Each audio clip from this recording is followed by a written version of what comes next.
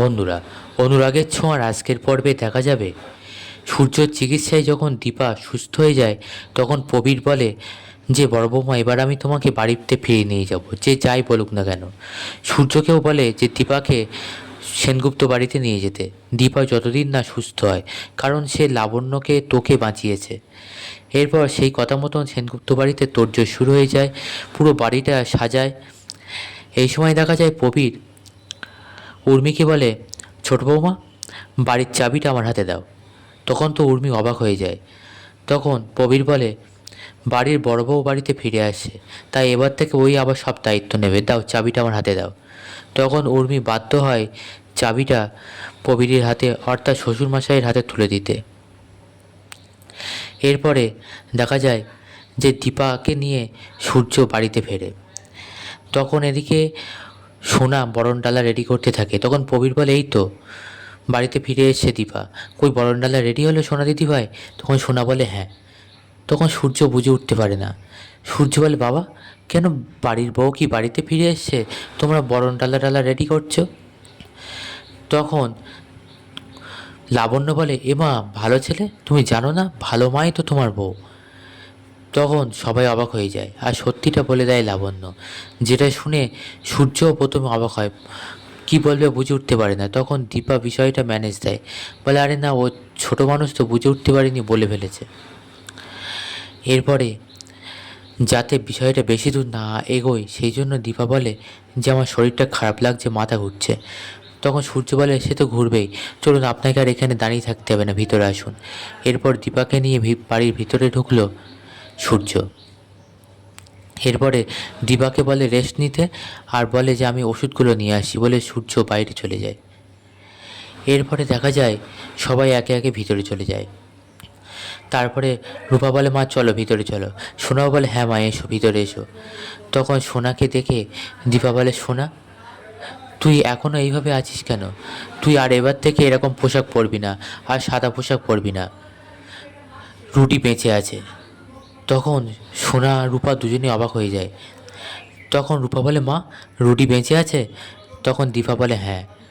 আমার তখন মাথায় যতই বিষক্রিয়া হোক না কেন, হয়তো আমি তখন কিছু বলতে পারিনি, এই সবের সঙ্গে রুটি জড়িয়ে আছে, ওই আমাকে এই অবস্থা করেছে। আমি তখন ঘোরের মধ্যে থাকলেও আমি ওর গলা চিনতে পেরেছি। আর ওর হাতে একটা ট্যাটু ছিল না? তখন সোনা বলে, হ্যাঁ মা, ওর কবজির কাছে একটা ট্যাটু আছে। তখন দীপা বলে, তাহলে আমি একদম ভুল দেখিনি, রুটি বেঁচে আছে। তখন সোনাও মনে করতে থাকে যতবার ওর সঙ্গে দেখা হয়েছে, মানে ও আত্মা হিসাবে চিনেছে, তার মানে ও সেটা আত্মা ছিল না, তখন রুডি এসেছিল। তখন সোনা বলে, তার মানে আমি এতদিন ওকে যেটা আত্মা ভাবতাম, আত্মা নয়। তখন দীপা বলে, হ্যাঁ, রুডি বেঁচে আছে। তখন সোনা বলে, আমি ওরকে নিজে হাতে শাস্তি দেবো মা। তখন রূপা বলে, তাহলে মা, আমি ওকে শেষ করিনি বলো, আর আমার দায়ের কলঙ্ক মাথায় নিয়ে তোমাকে জেল খাটতে হয়েছে। তখন সোনা বলে, কি বললে? ও কি বলছে? তখন রূপাকে টেনে নিয়ে যায় দীপার, বলে, তুই আবার এসব শুরু করেছিস, তোকে না আমার মাথার দিব্যি দিয়েছি। তখন সোনা মনে মনে ভাবে, মা ওকে মিথ্যে কথা না বলার জন্য মাথার দিব্যি দিয়েছে কেন? এরপর সোনা দীপাকে জড়িয়ে ধরে কাঁদতে থাকে। সেই সময় দেখা যায় অনুজা আসে, এসে বলে, তুমি বাড়িতে না আসতেই মেয়েটাকে কাঁদাতে শুরু করেছো, কি আরম্ভ করেছো দীপা? তুমি একটু সুস্থ হয়েছো কি হওনি, আবার আগের মতন শুরু করলে? তখন সোনা বলে, না ছোট দিদিভাই, মা আমাকে কাঁদায়নি, মা বরং আমাকে কান্না থেকে মুক্তি দিয়েছে। দীপার মাও চলে আসে আর বলে, হ্যাঁ রে দীপা, তুই বাড়ি আসতে না আসতে মেয়েটাকে কাঁদাতে শুরু করলি? তখন সোনা বলে, না দিদা, মা আমাকে কাঁদায়নি। এরপরে দেখা যায় দীপা অনুজাকে বলে, আচ্ছা কাকিয়া, তুমি তো বাড়িতে ছিলে, তুমি তো বড়, তুমি এতদিন সোনাকে বোঝাওনি কেন? তুমি ওকে একটা সুস্থ জীবন দিতে পারোনি কেন বলো তো? তখন অনুজা বলে, দীপা, তুমি আবার আমাকে নিয়ে সমালোচনা শুরু করেছো, তোমার এত বড় সাহস?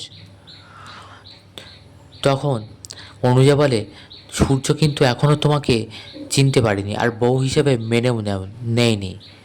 তখন দীপা বলে, কাকিয়া, আমি এবারই বড় বউ। আর সূর্য তোমার সন্তান তুল্য, ও আমাকে চিনতে পারছে না, বউ হিসেবে মেনে নেয়নি, এটা শুনে বা জেনে যদি তুমি খুশি হও তো এতে আমার বলার কিছু নেই।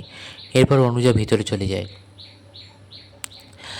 তখন সূর্য বাড়ি ফেরে আর দেখে সোনা রূপার সাথে দীপা কথা বলছে। তখন সূর্য বলে যে এই যে আপনি অসুস্থ ছিলেন, আপনি এখন সুস্থ অবস্থা কীভাবে আমার মেয়ের সঙ্গে কথা বলছেন? তখন সেই সুযোগ নেয় রত্না দেবী, মানে দীপা উর্মির মা।